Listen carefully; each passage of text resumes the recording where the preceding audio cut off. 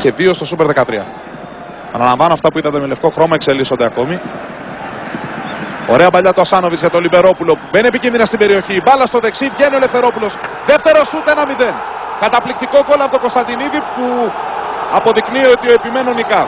Έμεινε πίσω από τη φάση παρακολουθώντας την εξέλιξή της για να στείλει την μπάλα. Πριν συμπληρωθεί το 30 λεπτό στα δίχτυα του Ελευθερόπουλου που δεν μπορούσε να σώσει και το δεύτερο σούτ. Ήθελε βοήθεια εκεί σίγουρα. Ο Ελευθερόπουλος έκανε ό,τι μπορούσε όταν είδε να χάνουν τα δύο σέντερμπακ της ομάδας του τη μονομαχία από τον Λιμπερόπουλο. Βγήκε, κάλυψε το σούτ του Νίκου Λιμπερόπουλου, αλλά δεν μπόρεσε να αντιδράσει σε αυτό του Κώστα Κωνσταντινίδη. Ο Παναθηναϊκός λοιπόν ανοίγει το σκορ στο 30. Ξαναδείτε. Τρέχει ο Ανατολάκης, ο Λιμπερόπουλος βάζει το κορμί του ανάμεσα σε αυτόν και τον Γεωργάτο. Σώζει σε πρώτη φάση ο Ελευθερόπουλος. Πετάχτηκε με τα πολύ γρήγορα ρεφλέξ του και για δεύτερη φορά, αλλά δεν μπορούσε πια. Όπως δεν μπόρεσε, κοιτάξτε και ο Γεωργάτος που κινείται προς την γραμμή του τέρματος. Πολύ καλό, δυνατό, ευθύβολο το σούτ του Κωνσταντινίδη. Εκεί που πήγε δεν μπορούσε πια να αντιδράσει στο Γεωργάτος που ήταν στη γραμμή. 1-0 ο Παναθηναϊκός.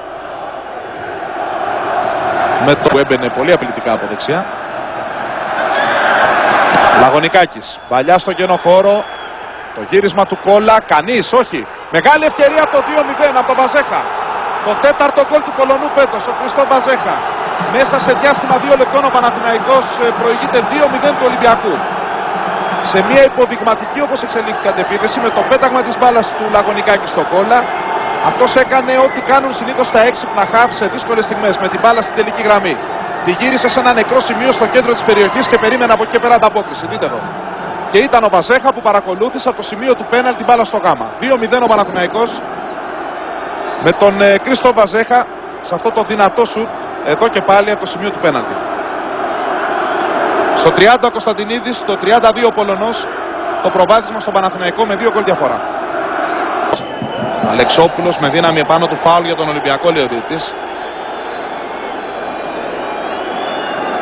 Για την εναέρεια μονομαχία. Κοιτάξτε, ο Γκόγκιτς περιμένει, ναι, πηγαίνει στο σώμα του Γκόγκιτς ο Αλεξόπουλος.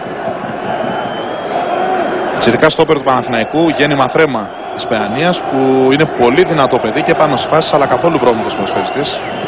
Καλή υποθήκη για το μέλλον. Προσπάθεια για το Ψαλίδη, να δούμε τον Γκόγκιτς, η μπάλα κυλάει στα δίχτυα και είναι το γκολ. Εδώ τώρα πρέπει να αναζητήσουμε την πατρότητα του σκόρερ. Δεν ξέρω αν το γύρισμα που έκανε ο Γκόγκιτς άγγιξε άλλος. Στο Γκόγκιτς πάνε οι κάμερες. Ο Ολυμπιακός μειώνει 2-1 και δίνει νέο μεγάλο ενδιαφέρον στο παιχνίδι. Στο 40 το γκολ αυτό. Ο Βάντσικ φωνάζει στους αμυντικούς του και πρέπει να ξαναδούμε τη φάση, να δούμε αν κάποιος άλλος αγγίζει. Βαζέχα ζητάει φάουλ στην προσπάθεια για Ψαλίδη που είχε προηγηθεί. Θα δούμε εδώ. Κοιτάξτε.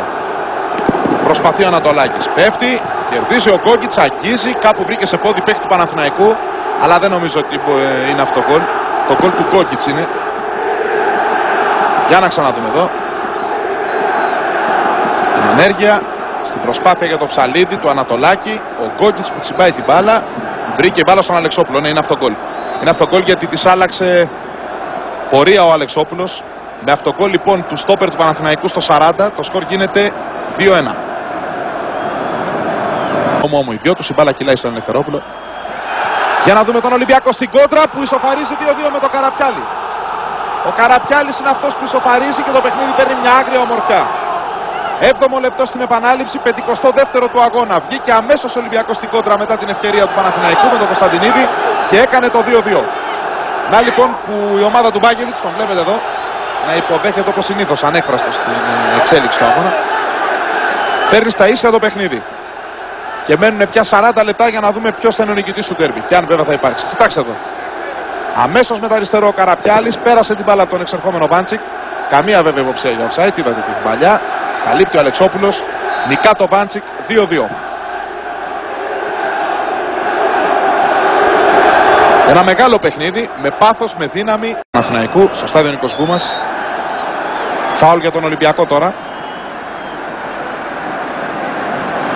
Το Super Sport θα είναι και εκεί όπως είναι σε όλα τα μεγάλα παιχνίδια και του 20ου επαγγελματικού πρωταθλήματος. Ο Λουτσιάνο ετοιμάζεται κι αυτός.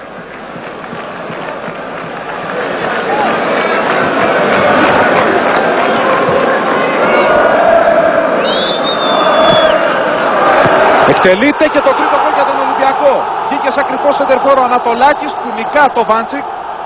Είδατε την εκτέλεση του φάουλ, πετάγεται ο Ανατολάκης και με κεφαλιά κάνει το 3-2 για τον Ολυμπιακό, που ανατρέπει άρδιν τα πράγματα. Από το 2-0 το παιχνίδι πάει στο 2-3. Με την συμπλήρωση του 71ου λεπτού είναι ο Ανατολάκης που εκμεταλλεύεται το σωστό πλασάρισμά του μέσα στην περιοχή του Παναθηναϊκού και κάνει στο 71 το 2-3. Εδώ και πάλι με φάλτσο από τον Γεωργάτο, στην κίνηση ο Ανατολάκης, γυριστή δυνατή κεφαλιά, άγαλμα ο Βάντσικ. Δείτε και πάλι την εξέλιξη. Το γκολ εδώ από τον Γιώργο Ανατολάκη, χωρίς περιθώρια αντίδραση τον Γιώζε Βάντσικ, που πάλι ήταν λίγα μέτρα μακριά από τη γραμμή της εστίας του, αλλά σε αυτή την ωραία κεφαλιά, δυνατή και γωνιακή κεφαλιά. Δείτε εδώ και τον Λουτσιάνο, εκεί που έκανε ζέστα μάχησε να πανηγυρίζει χοροπηδώντας. Με αέρια μονομαχία πηγαίνει πρώτος στην μπάλα ο Κωνσταντινίδης και ζητά φάουλ από τον διαιτητή που αφήνει το παιχνίδι.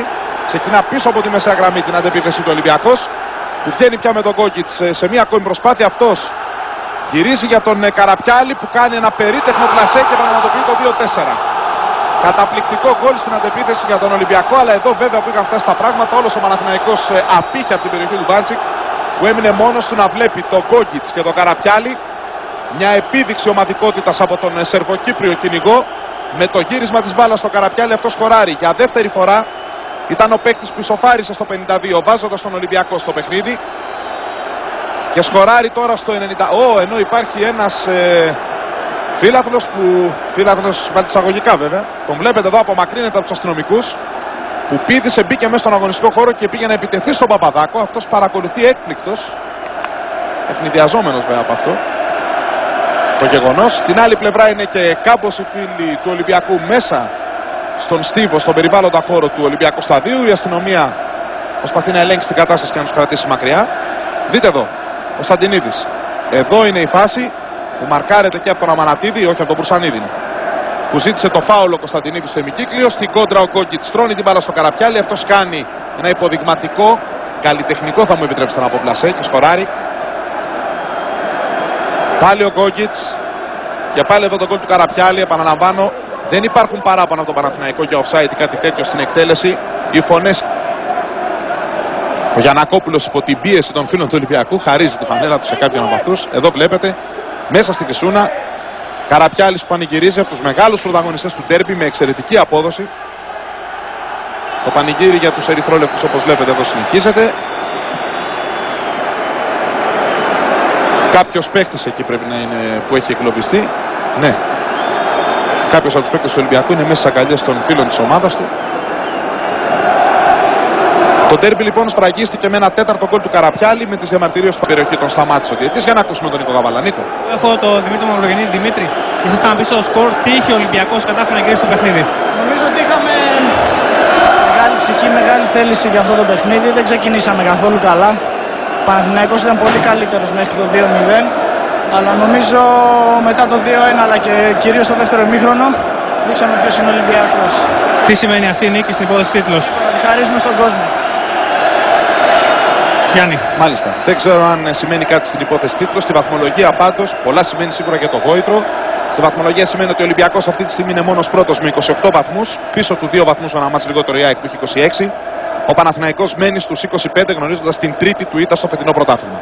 Εδώ εσείς βλέπετε και πάλι το τελευταίο γκολ. Με αυτό έκλεισε το παιχνίδι. Και πάλι ο λόγος στον Νίκο Καβαλανίκο. Στέλιο, δύο λόγια για τον ντέρμπι. Τι παραπάνω έχει ο Ολυμπιακός εγγύηση στο ντέρμπι? Ήτανε καλύτερος. Τίποτα άλλο.